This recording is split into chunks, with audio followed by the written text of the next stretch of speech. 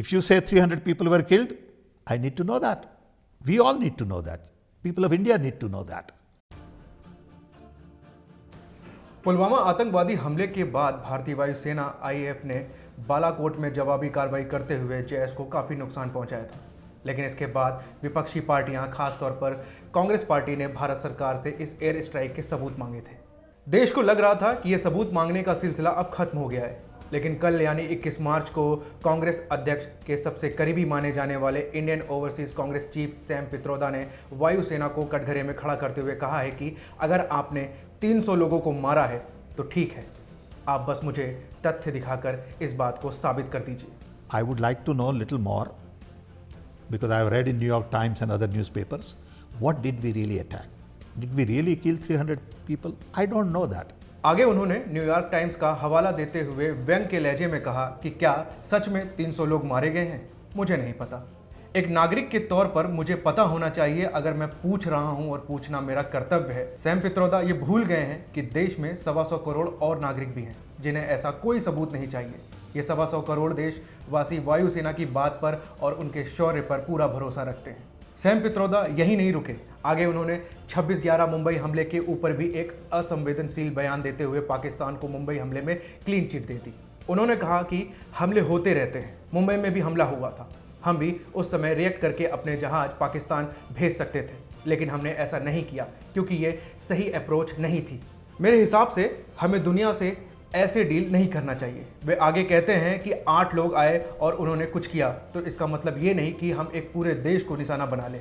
ऐसा समझना बेवकूफ़ी होगी कि कुछ लोगों ने हमला किया और हम पूरे देश को ही इस हमले का जिम्मेदार मान लें। सबसे पहले सैम पित्रोदा आतंकवादियों को लोग कह के संबोधित करते हैं और कहते हैं कि कुछ लोगों द्वारा किया गए हमले का जिम्मेदार पूरे देश को नहीं ठहरा सकते। साथ ही वे एक ऐसा संकेत भी देते हैं कि जैसे वायुसेना को बालाकोट में एयर स्ट्राइक नहीं करनी चाहिए थी। सैम पित्रोदा शायद ये बात भूल गए हैं कि एयर स्ट्राइक की आलोचना पाकिस्तान के अलावा किसी देश ने नहीं की थी। आपको बता दें, भारत सरकार और वायुसेना ने बालाकोट एयर स्ट्राइक के बाद पाकिस्तान की जनता को जिम्मेदार नहीं ठहराया था। सेना ने प्रेस कॉन्फ्रेंस करके साफ कहा था कि यह एक असैन्य कार्रवाई है जिसके टारगेट सिर्फ जैश के आतंकी संगठन थे, ना कि पाकिस्तानी सेना और उसके सिविलियंस। सैम पित्रोदा उसी मानसिकता को दिखाते हैं जो किसी एक छोटे से गांव में हुई हिंसा के आधार पर पूरे भारत को परिभाषित करते हैं, लेकिन जब बात पाकिस्तान की होती है तो उसके बचाव में आकर खड़े हो जाते हैं। सैम पित्रोदा के इस बयान पर सोशल मीडिया में भी उनकी बहुत आलोचना हो रही है। पित्रोदा के एयर स्ट्राइक के सबूत मांगने के बयान का खंडन खुद प्रधानमंत्री मोदी ने ट्वीट पर एक ट्वीट के जरिए किया। प्रधानमंत्री मोदी ने लिखा, कांग्रेस अध्यक्ष के सबसे ज्यादा भरोसेमंद और मार्गदर्शक ने पाकिस्तान डे सेलिब्रेशन की शुरुआत भारत सुरक्षा बलों को नीचा दिखा के की है। मुंबई हमले में अपनी नाकामी को छिपाने वाले पित्रोदा के बयान पर प्रधानमंत्री मोदी ने ट्वीट करके कहा, कांग्रेस के शाही वंश के वफादार दरबारी ने यह स्वीकार कर लिया है कि कांग्रेस आतंकवादी ताकतों को जवाब देने के पक्ष में नहीं थी और ये बात देश पहले से ही जानता था। इसके आगे प्रधानमंत्री मोदी ने एक और ट्वीट किया और कहा कि विपक्ष हमारे सुरक्षा बलों का बार बार अपमान कर रहा है। मैं जनता से अपील करता हूं कि ये इन विपक्ष के नेताओं से सवाल करें। प्रधानमंत्री मोदी ने इस ट्वीट में हैशटैग जनता माफ नहीं करेगी का इस्तेमाल किया, जिसके समर्थन में ट्विटर यूजर दिखे और ये हैशटैग कुछ ही देर में ट्विटर पर ट्रेंडिंग हो गया। अब आपको बता दें, ये पहली बार नहीं हुआ है कि किसी कांग्रेस के बड़े नेता ने एयर स्ट्राइक के सबूत मांगे हैं।